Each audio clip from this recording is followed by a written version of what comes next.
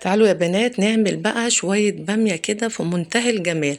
ولا تقولي لي بقى طاجن، ولا تقولي لي نشغل الفرن، ولا الكلام ده.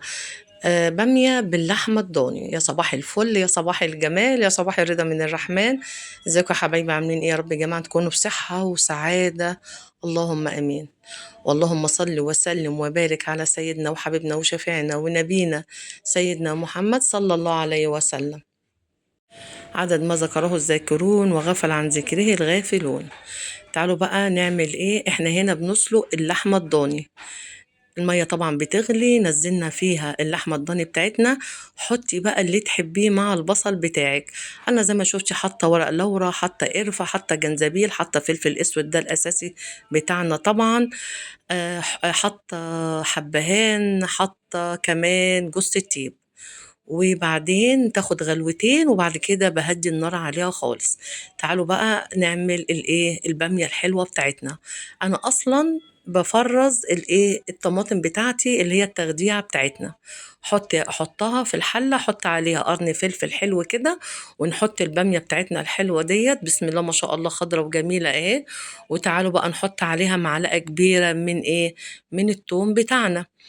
عايزة أقول لِك هتطلع في منتهى الجمال. لا هتقولي لي بقى فرن، ولا نحطها في الفرن ونشغّل فرن والكلام ده. هنا بقى حطيت كمان مرقة دجاج بتطلع معاها بصراحة حلوة أوي. مرقة الدجاج بصراحة بتدّي طعم حلو أوي، أوي بجد للبامية. وبعدين نحط بقى هنا نحط بقى الإيه، أيوه، هنا معلقة بقى سمنة حلوة كده بلدي فوق الوش كده، تعمل بقى وش كده للبامية وتخلّيها في منتهى الجمال. وهنا بقى إيه، معلقة كبيرة كده من التوم. عايزة أقول لِك طبعًا التوم بالفلفل الأخضر الحلو دوّة الحامي هيدّيها نكهة حلوة أوي. وبعد كده أول ما بتبدأ تدخل في السِوَى باحط معاها، بُصّوا ما شاء الله، بُصّوا بقى، بُصّوا إيدام بقى السمنة بقى فوق الوش جميلة، جميلة، والطعم أحلى كمان والله. ما احطش عليها أي حاجة تانية. هنا بقى عملنا إيه، هنا حطينا بقى البتنجان بتاعنا. أنا باجيب، لمّا باحب أخلّي البتنجان ما باجيبش العروس اللي هو الرفيّع، باجيب الرومي. عارفين الفلفل الرومي اللي إحنا بنعمل بيه المسقعة ده؟ باجيب منه الصغير وبقى إيه، وباحمّره في الزيت عادي خالص. بس طبعًا بتشقّقيه كده كذا، بتفتحي له كده يعني جوانب، وتروحي تحطيه في الزيت كإنِّك عادي بتحمّريه عادي.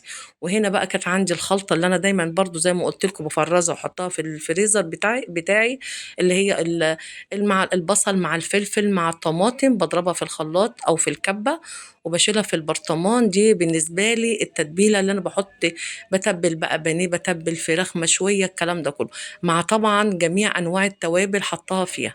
هنا بقى باحط عليها معلقة من التوم، تمام، عليها معلقة من الكمون وشوية طبعًا من الملح، وإيه واقلب بقى الخليط بتاعي، ومعاها بقى معلقه كبيره من الخل. عايزه اقول لكم بقى التتبيله دي مع البتنجان المخلل هتودي البتنجان بتاعك في حته تانية خالص. عصري بقى ليمونه مع الخل مع الخلطه الحلوه ديت. وبصي بقى، عايزه اقول لك البتنجانه بتاعتك الكبيره دي ما شاء الله الحلوه دي، بتبقى ما شاء الله كلها لحم. ما بتتحرقش طبعا لو هي رفيعه، يعني زي البتنجان العروس الرفيع ده، لا انا مش بحبه. باحب اجيب البتنجان الرومي واخلله. عايزه اقول لك بصي بقى، تعصري فيها كده ليمونه، يا نهار ابيض، ومعاه بقى فلفل حامي كمان من انا قليته معاها. عايزه اقول لك هتوديكي هي والباميه في حته تانية خالص، هتودي لك الاكل في حاجه تانية خالص. عايزه اقول لك هتبقى حلوه قوي. وعصه الليمونه بقى كبيره كده عليها فوق الوش، والله العظيم جربي بقى البتنجان ده. وعايزه اقول لك تخليله تحفه تحفه تحفه.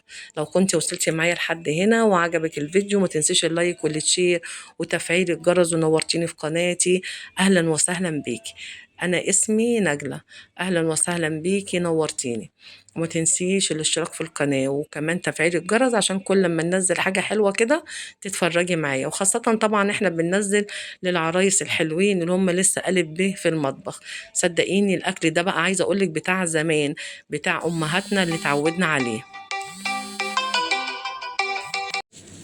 وهنا بقى غرفنا ما شاء الله الاكل بتاعنا، اكل جميل، اكل خفيف، باميه باللحمه الضاني. عايزه اقول لك تحفه. بصوا ما شاء الله طالعه بقى جميله جميله جميله.